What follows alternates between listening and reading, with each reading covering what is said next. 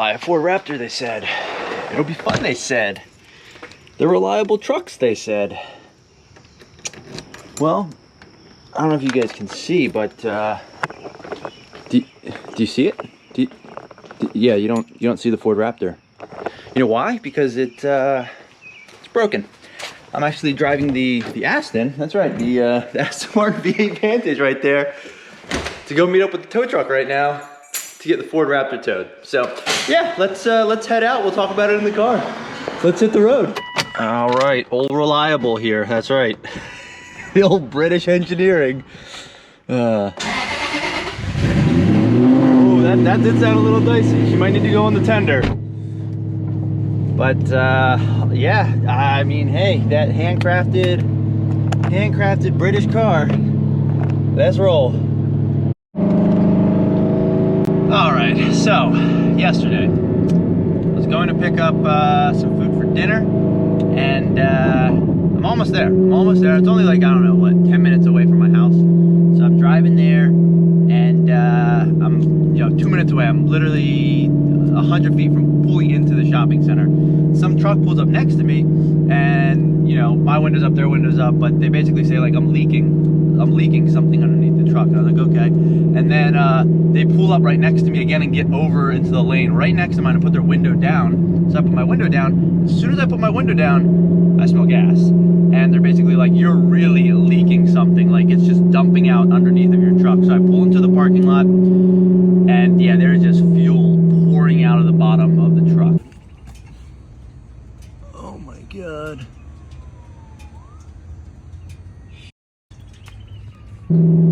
So I shut it off, and it seems to stop.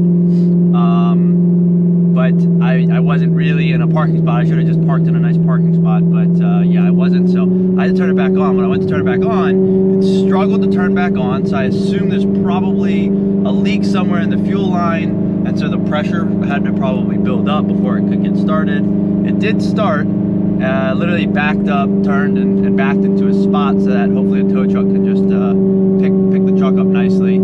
All right, so you can actually see right here, this is literally like the puddle from the fuel. I pulled in right here. You can see the line of the fuel parked right here. You can see all of these drops right here. This is the fuel. I backed up to there, and then you can see the fuel line going up that way. It dumped another puddle there, and then I backed into this spot. But yeah, you can just see when I backed up here, all of the, I mean, who knows what else came out under there, but yeah, dirt and junk. But yeah, these are literally lines from backing up with the fuel for the truck. So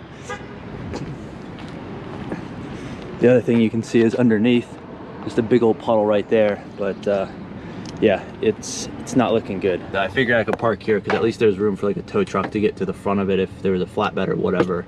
All right, got the tow truck coming in now. Sheesh. Yeah, as soon as you turn the electrics on, you can see it's coming out.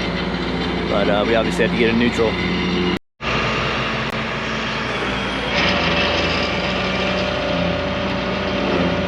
See it leaking in the back. I don't know if that's water. It did rain last night, but yeah, you can smell it. Woo-wee.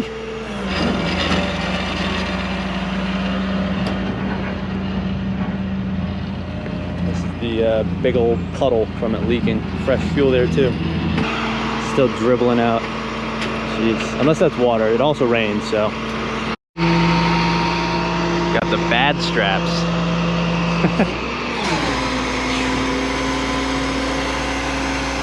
And the recovery vehicle. Ironically, I've brought that to now get this towed and the X3. So you can kind of see it dumping out of there. It's hard to see with the GoPro, but it's like that area is covered. All right, well, we're taking the recovery vehicle to take her to get repaired. It's kind of ironic. The Raptor and the X3 have both been on tow trucks where the Aston has had to come be the rescue vehicle, ironically enough. So yep, there she is. What is this, 2 months of ownership, and she's on the back of a tow truck bed. And here we are, B&E Automotive. So this is where they said they'd be able to get to it by, I want to say they said Wednesday, Thursday, Friday. They weren't sure, depending on their schedule. Hopefully, hopefully I don't lose another, you know, bunch of gallons of gas. All right, well, we're just leaving her here. They said they'll get to it when they can. There was like a joint in the fuel line and it looked like it might have been leaking out there. So I don't know if it was leaking down the fuel line and then dropping there, or if that was like, that joint like went bad. So hopefully it's something simple, easy fix, less than like 100 or 200 bucks, but we'll see either way. Guess I'll probably not post this vlog until I figure that out. But anyways, we're gonna take Old Reliable here home. So yeah, let's head out. All right, guys, so yes, the Ford Raptor is at the shop. Fast forward one day. No call yet, I didn't expect one. They're probably not gonna call till Wednesday, Thursday, or Friday is what they said is when they could possibly get to looking at it.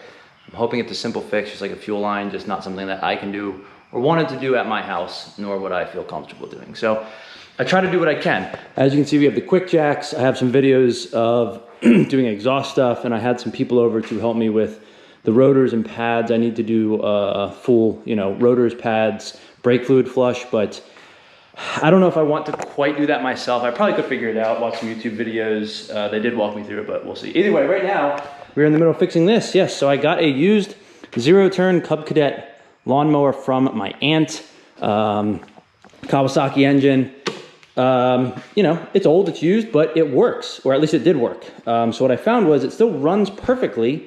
The problem is the blades weren't engaging. So all of these lawnmowers basically have something where when you put it in, when you go backwards, the blades cut off for safety reasons. So as long as you're going forwards, the blades will be on. So I took these off, and what I found is right here, this is the, you know, lever that goes up. You open them up when you are getting up, and then you pull them in when you sit down, and you push it forward to go forward.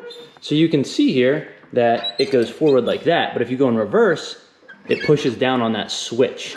And I'm assuming that that right there is what disengages the reverse mechanism. I think it is with those switches. Hopefully we can fix this on our own, because right now, well, yeah, the Ford Raptor's still out. This, well, we got welded. We still have some issues with this, but we are slowly fixing some things. All I can say is it is nice to have this garage to actually do some work, have some tools, and get stuff done on my own. It does feel good to fix stuff, but it sucks when it breaks. Hopefully we can get it running. I'm gonna try to clean off those two switches and then start her up and hope for the best. So I'm gonna pull these things out so I can start it.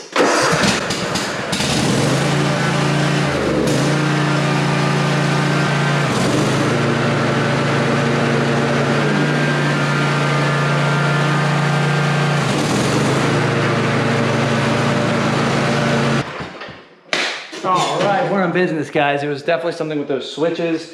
I think I just need to clean them off maybe a smidget more. It seemed like they were getting stuck, but yeah. Now we just have to wait for the Raptor. So yeah, one down. This is, I still got to figure out the exhaust. The starter I have not even taken a look at.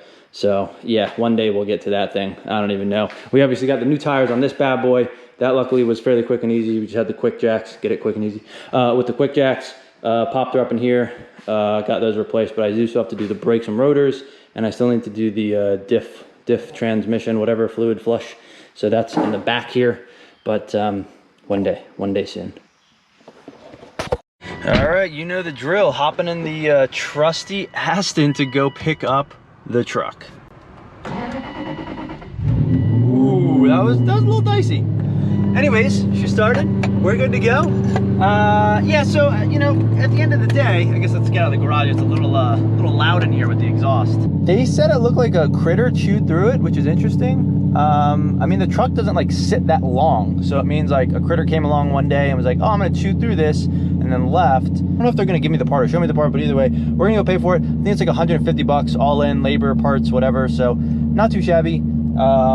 But yeah, you know, just unfortunate. Lots of issues recently, but luckily was able to sort of figure out what the issues are. I think I have to order a new starter for the KO K2230. So yeah, either way, let's go get the Ford Raptor. Actually, we're not getting the Ford Raptor. We're paying for it and getting the keys. We'll have to go back later and get it because, well, I'm obviously in the Aston right now, and well, I can't drive both vehicles home. All right, B&E Automotive. There she is, not leaking. Well, we'll leave her there. We got the keys and we'll be back later. So it was 150 bucks and change. As you can, I don't know if this will even focus, but you can see there's a little chewed through notch right there. And fuel, I guess, was just coming out of that and then going down the fuel line and just dumping underneath the truck. So $150 to replace this little plastic part. Hey, all I can say is, you know, at least it was something fairly simple. Now, there are a lot of squirrels and there is one chipmunk at my house, so yeah, I don't know. I guess he suggested doing mothballs. I know there's some other things that you can like stick outside to hopefully deter animals from going near it. So I guess we'll see, but I don't really know what the solution is. All right, moment of truth is here. She's looking good. All right, how much fuel did they drain out of here? Oh, not too much. All right, just, you know, we're still pretty much at 3/4 of a tank. All right, good stuff. I was afraid that, you know, they're gonna end up dumping a bunch of more fuel or something just from turning on and trying to figure out where it's coming from, but they said it was a pretty easy fix, pretty straightforward to find. One little part, it's crazy, little animal chewed through it, but yeah, I think we're good to go. We're going to pick up some pizza, so it's always a good time. Anyways, let's head out. 377 miles to empty, 13.2 average MPG, you know, typical truck life. So yeah, anyways, the truck's fixed, we're good to go. If you enjoyed this video, please give it a thumbs up, subscribe to the channel, and until next time, guys, thanks for watching.